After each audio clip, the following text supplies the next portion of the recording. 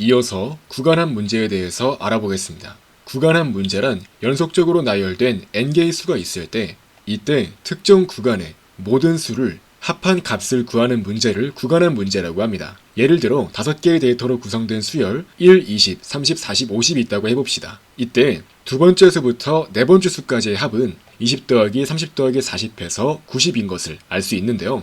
다만 이런 식으로 구간합을 구하는 작업이 한 번만 수행된다고 하면 이렇게 바로 두 번째 값부터 차례대로 값을 읽어서 선형 탐색을 이용해 구간합을 구할 수 있을 겁니다. 하지만 만약에 이렇게 구간합을 구하는 연산이 여러 번 들어온다면 우린 이 문제를 어떻게 해결할 수 있을까요?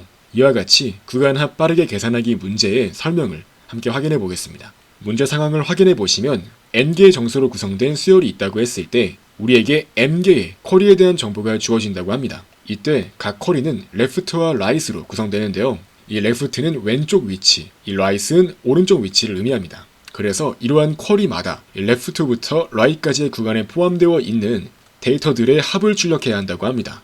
즉 다시 말해서 m개의 데이터가 있고 이제 m개의 쿼리가 있어서 이러한 쿼리마다 특정 구간에 주어지게 되면 그 구간에 해당되는 데이터들의 합을 찾아서 출력해야 한다는 거죠.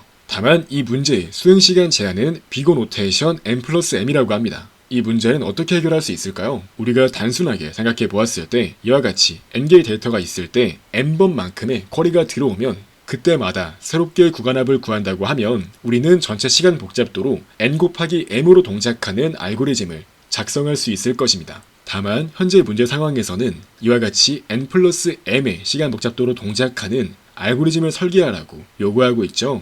이 문제는 어떻게 해결할 수 있을까요? 이 문제의 해결 아이디어는 바로 접두사 합, 이는 프리픽스 썸이라고도 하고요. 이 접두사 합을 이용함으로써 우리는 매 쿼리마다 구간합을 구하는 연산을 빠르게 처리할 수 있습니다. 이때 접두사 합이란 배열의 맨 앞부터 특정 위치까지의 합을 미리 구해놓은 것을 의미하는데요. 우리는 전체 데이터 n개에 대해서 이러한 접두사 합을 미리 구해놓고 이렇게 계산된 접두사 합 데이터를 이용해서 각각의 쿼리를 빠르게 처리할 수 있는 겁니다. 흔히 어떠한 문제를 해결하기 위해서 사전에 계산된 결과를 미리 기록해 놓고 그러한 결과를 이용해서 실제 문제들을 빠르게 구할 수 있도록 하는 그러한 원리로 동작하는 알고리즘들이 여럿 존재하는데요. 구간합 알고리즘 또한 마찬가지의 로직을 이용합니다.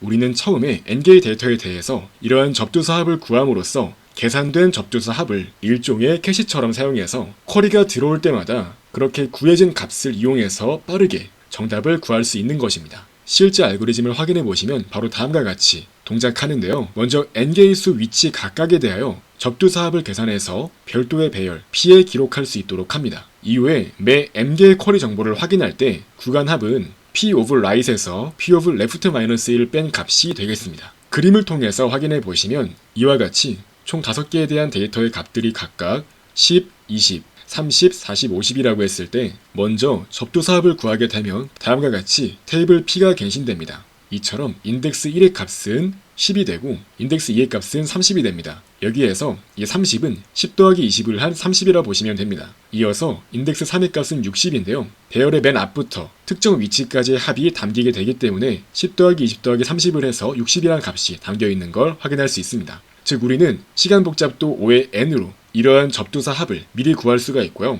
이제 이렇게 접두사 합이 모두 계산되고 나면 이제 쿼리 정보가 들어올 때마다 이 공식에 따라서 값을 출력하면 그것이 쿼리에 대한 정답입니다. 확인해 보시면 이렇게 첫 번째 데이터부터 세 번째 데이터까지의 합을 구하라고 하면 p of 3에서 p of 0을 빼서 60이란 값이 발현되는 걸 확인할 수 있습니다. 즉 배열상에서 이 60에서 0이란 값을 빼서 결과적으로 60이란 값이 나오는 걸 확인할 수 있고요. 또한 이어서 두 번째 원소부터 다섯 번째 원소까지의 합을 구하라고 하면 이렇게 p of 5에서 p of 1을 뺀 값을 리턴하면 됩니다. 그래서 이와 같이 150에서 10을 뺀 값인 140이 반환되는 걸 확인할 수 있습니다.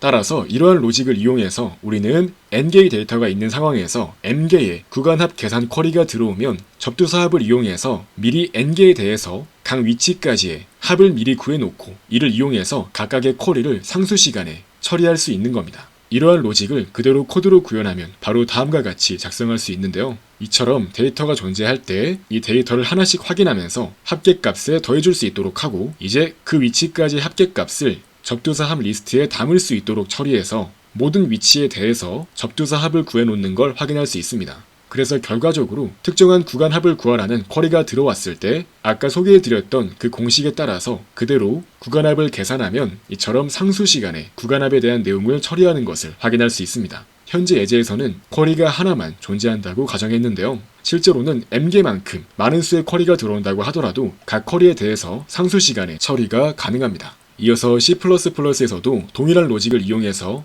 코드를 작성할 수 있는 걸 확인할 수 있습니다.